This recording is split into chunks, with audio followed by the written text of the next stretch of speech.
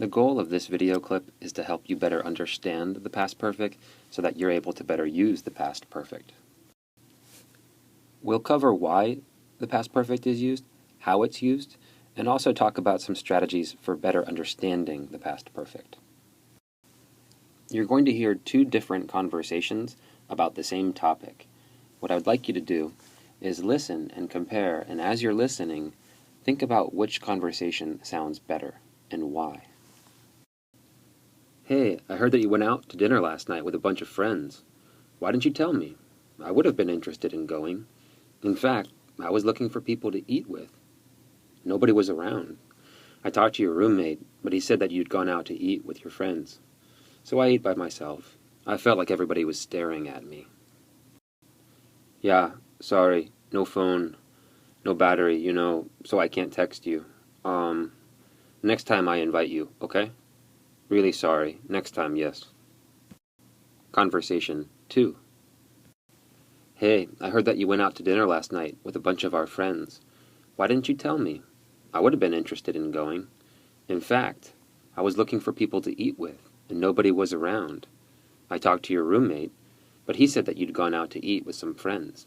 So I ate by myself. I felt like everybody was staring at me. Oh, I'm sorry, it's just that my phone was dead, so I couldn't text you. Believe me, if my phone had been working, I would have texted you. You know me. You could have texted someone if you felt lonely. Anyway, sorry you had to eat by yourself. Now, you heard two responses to the same question, and the two responses were different.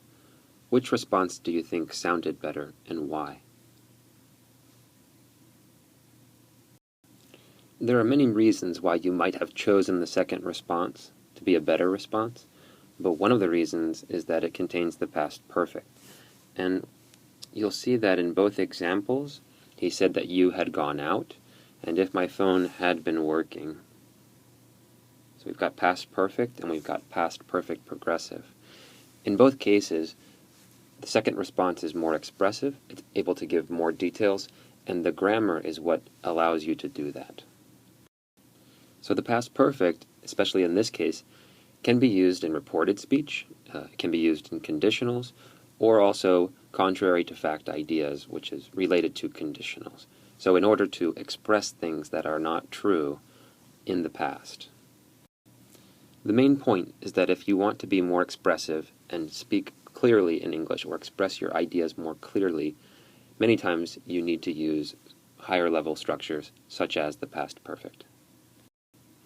Now let's get started with exploring how we use the past perfect. Here's a typical timeline that's often found in many grammar books. Starting with the present tense here, the future to the right, and the past to the left. Here we can see 3 completed actions in the past. My friend went to the Bahamas in 2011. He recommended that I go there. And then finally, I went to the Bahamas last week. If we look at these 3 completed actions, when using them in the past, we often want to talk about which one happened first. So again, in your books, you'll often hear that the past perfect is 2 actions, 2 completed actions, and the past perfect is related to the one that happened first in time sequence. Not first necessarily in the sentence, but first in the order of time. So what is our first action in the order of time here? Yes, my friend went to the Bahamas in 2011. That happened first. So now, let's ask ourselves, I went to the Bahamas last week. Have I been to the Bahamas? That's a pretty simple question. Clearly, I have been to the Bahamas. In fact, I went last week. We can see that very clearly here. So my question was a present perfect question. Have I been to the Bahamas? Have you been to the Bahamas? Yes, I went last week. And then we can add other details, for example, oh, I had a great time, I stayed at Atlantis, it was such a nice hotel, and I'm speaking in the past tense. Now look at this timeline. Same information. So I went to the Bahamas last week, we can see here. But until that point, until last week, had I been to the Bahamas? I'll repeat that. Until last week, had I been to the Bahamas. So what you see because of that is I had never been to the Bahamas until I took a vacation there last week. So to repeat, have I been to the Bahamas? Yes, I have. That's present perfect. But I had never been to the Bahamas until I took a vacation there last week.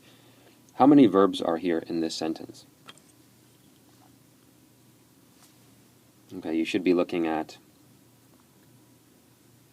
had never been, and you should also see took. What form of the verb is took? I've got simple past. And what form is had never been? Past perfect. And which verb is associated with the first action in time? Had never been or took? Which one happened first? Yeah, had never been. So I had never been, and then I took a vacation. So you've got to put your past perfect here with the action that happened earlier or first, and then your simple past verb will come second in time. In this case, it also happens second in the sentence. Just to show you that the order in the sentence doesn't really matter, you could also say, until I took a vacation last week in the Bahamas, I had never been there. It's still indicating that our past perfect here is the first action in time, and this is always the second action in time. So at this point, you should know that the past perfect indicates two actions in the past, and you should know which one is in the past perfect form. Okay, so here you see the same sentence, the same idea. The verb is go for both examples. What I want you to do is try to fill in the blanks with the appropriate form of the verb go.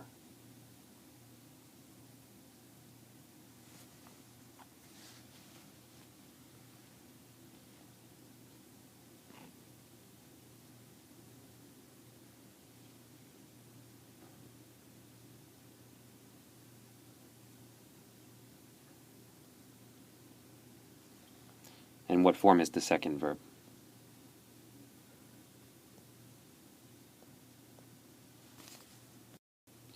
Now here's one way that students express the same idea, but in a different way. One way to avoid using the past perfect is to say things in two sentences that I might say in one sentence. For example, I took a trip to the Bahamas last week. Simple sentence. It was my first time. Simple sentence. Sometimes what we want you to do is to combine these two ideas into one sentence. How can you do that? By using the past perfect. I'd never been to the Bahamas until last week. Just by saying this, everybody knows that you have been to the Bahamas, but only one time, just last week. So if somebody asked me, have you ever been to the Bahamas?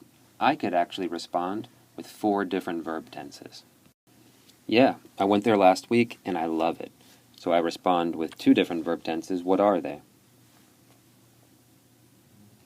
Simple past and present. Or I could respond, I've only been there once, but I love it. What are my 2 verb tenses here?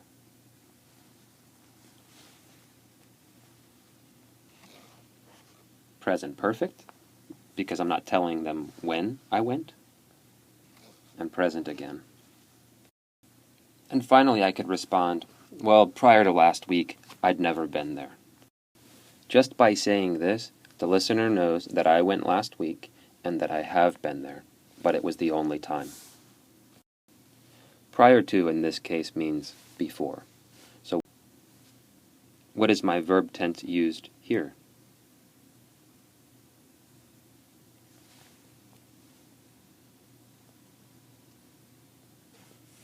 Yeah, you got it. Past perfect. Now let's recap.